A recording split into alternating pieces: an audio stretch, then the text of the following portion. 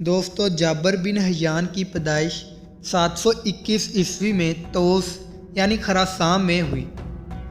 دوستو جابر کا تعلق عرب کے جنوبی حصے کے ایک قبیلے ازد سے تھا۔ تاریخ کا سب سے پہلا کیمیا دان اور عظیم مسلمان سائنسدان جابر بن حیان، جس نے سائنسی نظریات کو دینی عقائد کی طرح اپنایا۔ دوستو دنیا آج تک اسے بابا کیمیا کے نام سے جانتی ہے اور اہل مغرب میں اسے جابر کے نام سے جانا جاتا ہے۔ دوستو جابر بن حیان کو کیمیا کا بانی بھی مانا جاتا ہے۔ دوستو جابر بن حیان کی پیدائش ان کے باپ کی جلا وطنی کے دوران میں ہوئی۔ بہت چھوٹی عمر میں ہی باپ کا سایہ سر سے اٹھ گیا تو ان کی ماں نے ان کی پرورش اور تعلیم و تربیت کی۔ دوستو جب جابر بن حیان نے ہوش سنبھالا تو ماں انہیں کوفہ کے مضافات میں اپنے میکے پرورش پانے کے لیے بھیج دیا، لہذا اچھی تعلیم حاصل کرنے کا کوئی سوال ہی پیدا نہ ہوتا تھا۔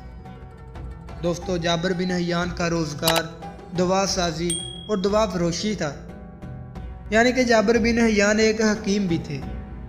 دوستو جوان ہونے کے بعد انہوں نے کوفہ میں رہائش اختیار کی۔ اس زمانے میں کوفہ میں علم و تدریس کے کافی مواقع موجود تھے، تو دوستو جابر بن حیان نے کوفہ میں امام جعفر صادق کی شاگردی اختیار کی، جن کے مدرسے میں مذہب کے ساتھ ساتھ حکمت و کیمیا جیسے مضامین بھی پڑھائے جاتے تھے۔ دوستو اس وقت کی رائج یونانی تعلیمات نے ان پر گہرے اثرات مرتب کیے۔ علم حاصل کرنے کے دوران میں انہوں نے اپنے ارد گرد کے تمام لوگوں کو سونا بنانے کے جنون میں مبتلا دیکھا تو خود بھی یہ روش اختیار کر لی۔ دوستو کافی تجربات کے بعد بھی وہ سونا تیار کرنے میں کامیاب نہ ہو سکے، لیکن کیمیا میں حقیقی دلچسپی کی وجہ سے انہوں نے تجربات کا سلسلہ ختم نہ کیا، تو دوستو انہوں نے اپنے والد کے آبائی شہر کوفہ میں اپنی تجربہ گاہ تعمیر کی۔ دوستو وہ ہمہ وقت کسی نہ کسی سوچ اور تجربے میں لگے رہتے۔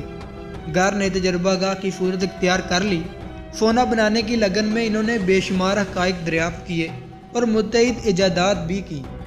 دوستو جابر بن حیان نے اپنے علم کیمیا کی بنیاد پر اس نظریہ پر رکھی کہ تمام دھاتوں کے اجزائی ترکیبی گندھک اور پارا یعنی مرکری ہیں۔ مختلف حالتوں میں ان مختلف تناسب میں ان دھاتوں کے اجزائی ترکیبی ملنے سے دیگر دھاتیں بنتی ہیں۔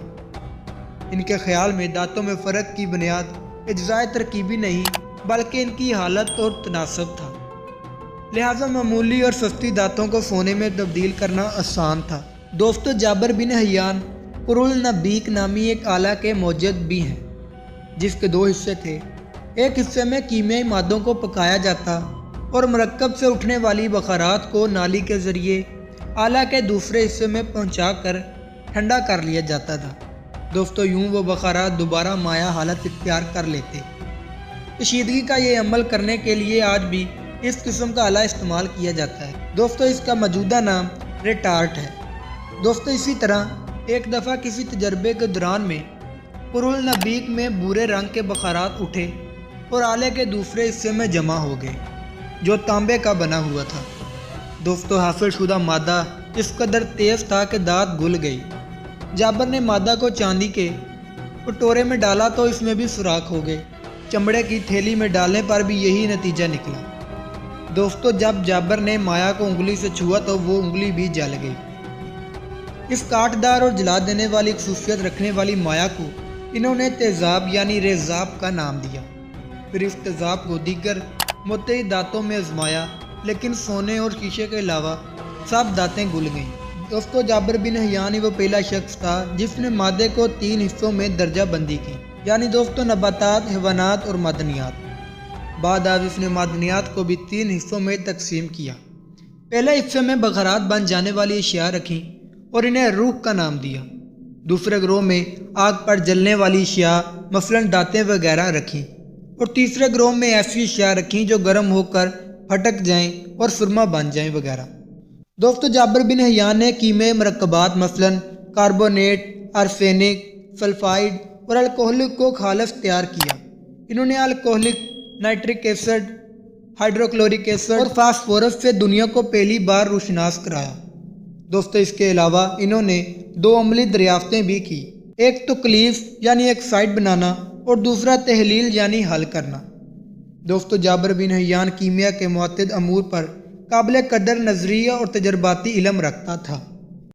دوستو اس کے علاوہ لوہے کو زنگ سے بچانے کے لیے لوہے پر وارنش کرنے، موم جامہ بنانے کا طریقہ بھی دریافت کیا، اور اس کے ساتھ ساتھ شیشے کے ٹکڑے کو رنگین بنانا وغیرہ بھی انہوں نے ہی دریافت کیا تھا۔ دوستو انہوں نے اپنے تجربات کا ذکر اپنی تحریروں میں کیا۔ دوستو ان کی تحریروں میں 200 سے زائد کتابیں شامل ہیں۔ دوستو جابر بن حیان کی تمام تحریروں کا ترجمہ لاطینی کے علاوہ دیگر یورپی زبانوں میں بھی ہو چکا ہے۔ دوستو تقریباً 800-900 سال تک کیمیا کے میدان میں وہ تنہا چراغ رہا تھا۔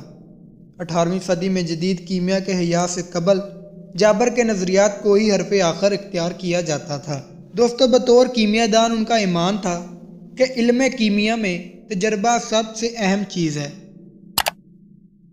انہوں نے عملی طور پر دنیا کو دکھایا کہ کچھ جاننے اور سیکھنے کے لیے صرف مطالعہ اور علم کے علاوہ خلوص و تندہی کے ساتھ تجربات کی بھی ضرورت ہے۔ دوستو اور یہ وہ سمجھتے تھے کہ منزل مقصود کبھی نہیں آتی، یعنی جسے پا لیا وہ منزل نہیں۔ اس شعور نے انہیں کائنات کی تحقیق میں آگے ہی آگے بڑھنے جانے کی دن اور حوصلہ دیا۔ دوستو اسی کے ساتھ آج کی ہماری اس ویڈیو کا اختتام ہوتا ہے۔